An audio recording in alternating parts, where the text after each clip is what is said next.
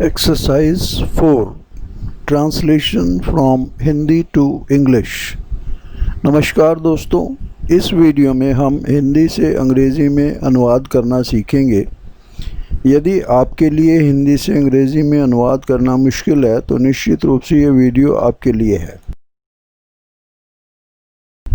Friends, इस class में हम आर्टिकल ए और एन का प्रयोग करना सीखेंगे।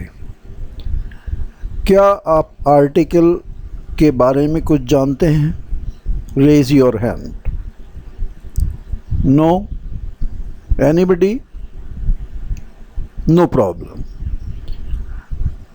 ए और एन को आर्टिकल कहा जाता है। उनका उपयोग सिंगुलर नाउन से पहले किया जाता है। Listen carefully. आर्टिकल ए और एन का प्रयोग सिंगुलर नाउन से पहले किया जाता है, जैसे कि a girl, a boy, an egg, an ink pot आदि। चीज़ें जिन्हें गिना जा सकता है, which can be counted, singular countable noun कहा जाता है। यदि singular countable noun consonant sound के साथ शुरू होती है तो उसके पहले ए का उपयोग किया जाता है। आप बताएंगे कि कॉन्सोनेंट क्या हैं? नहीं, कॉन्सोनेंट वो वर्ड्स हैं जो ए, ई, आई, ओ, यू के अलावा जो दूसरे लेटर्स हैं उनसे शुरू होते हैं। और वॉवल साउंड के साथ शुरू होने वाली सिंगुलर काउंटेबल नाउन से पहले एन का प्रयोग किया जाता है। अभी हमने बताया कि वॉवल वो वर्ड्स हैं जो ए, ई, आई, ओ, यू के साथ की ध्वनि के साथ शुरू होते हैं। चलिए शुरू करते हैं। पहला सेंटेंस है, यह एक छाता है। यह दिस, छाता umbrella.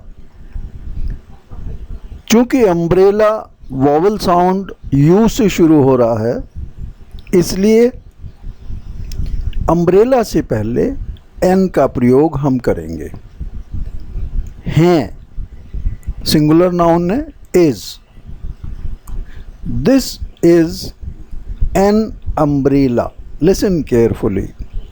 This is an umbrella. Next sentence, यह एक सेब है। दिस इज सेब, एप्पल।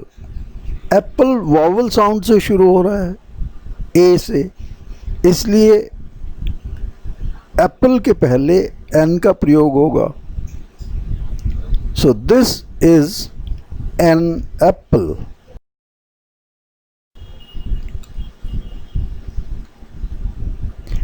वह एक मुर्गी है। वह दैट। मुर्गी हैन। हैन चूंकि कॉन्सोनेंट साउंड से शुरू हो रहा है, इसलिए इस सेंटेंस में एन का प्रयोग नहीं होगा, ए यूज होगा। So this is a hen. Next sentence, आप अंग्रेज हैं। आप, यू। यू के साथ में आर का प्रयोग होता है, यू आर। अंग्रेज, इंग्लिशमैन। इंग्लिशमैन वॉवल साउंड ईस के साथ शुरू हो रहा है, इसलिए एन का प्रयोग होगा। You are an Englishman. आपको समझ आ रहा है? गुड। नेक्स्ट सेंटेंस, यह अमेरिकी है। यह दिस, अमेरिकी, अमेरिकन। अमेरिकन शुरू हो रहा है वॉवल साउंड से, इसलिए एन का प्रयोग होगा। This is an American.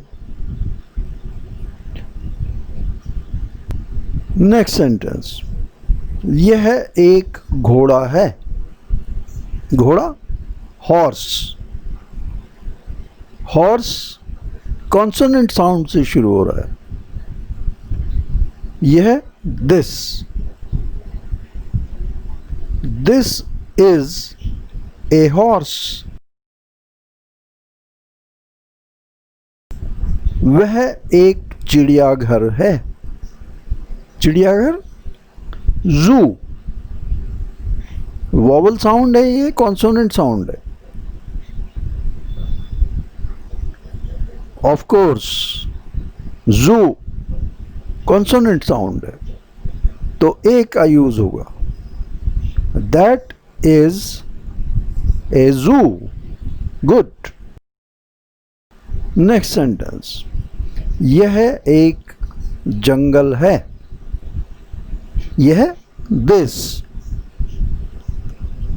है, इज सिंगुलर नाउन है। जंगल, फॉरेस्ट, कॉन्सोनेंट साउंड है। This is a forest. आगे बढ़ते हैं, वह एक स्कूल है। वह दैट, स्कूल, स्कूल ही है यार। कॉन्सोनेंट साउंड से शुरू हो रहा है, ए यूज होगा। That is A school. Next sentence, वह गाय है। गाय, काउ, कॉन्सोनेंट साउंड से शुरू हो रहा है, ए यूज होगा। That is a cow. Next sentence, यह एक लड़का है। लड़का, boy, begins with consonant sound. यह this, this is a boy. Next sentence, वह एक शेर है। वह दैट, शेर, लायन, लॉयन नहीं है, लायन है। That is a lion. Next sentence, यह एक कलम है। कलम, पेन, कॉन्सोनेंट साउंड है, therefore a is used. This is a pen. Next sentence, यह एक पक्षी है। पक्षी, बर्ड, कॉन्सोनेंट साउंड है, a will be used. This is a bird. Next sentence, वह एक अभिनेता है। अभिनेता, एक्टर, वॉवल साउंड से शुरू हो रहा है, begins with a vowel sound. He is an actor. Next sentence, वह एक भारतीय है। भारतीय, Indian, again starting with a vowel sound, N use होगा। He is an Indian. आगे बढ़ते हैं, यह एक कार है। Car, consonant sound. This is a car. Next sentence, वह एक कॉपी बुक है। वह, that, copy book, a copy book, singular subject है, is, that is a copy book. Next sentence, यह एक चौराहा है। यह, दिस, चौराहा, cross road, begins with a consonant sound. A will be used. This is a crossroad. Next sentence, तुम एक लड़की हो।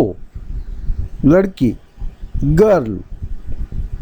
Girl begins with consonant sound. A will be used. You are a girl. Good. दोस्तों, इन सभी sentences में आपने सीखा होगा कि words beginning with vowel sound have an with them, और कॉन्सोनेंट साउंड से शुरू होने वाले वर्ड से पहले ए का प्रयोग हमने किया है। तो ये बात आपको स्पष्ट रूप से क्लियर हो गई होगी। Thanks for watching this video. Please subscribe this channel and press bell icon so that you can receive our latest videos first.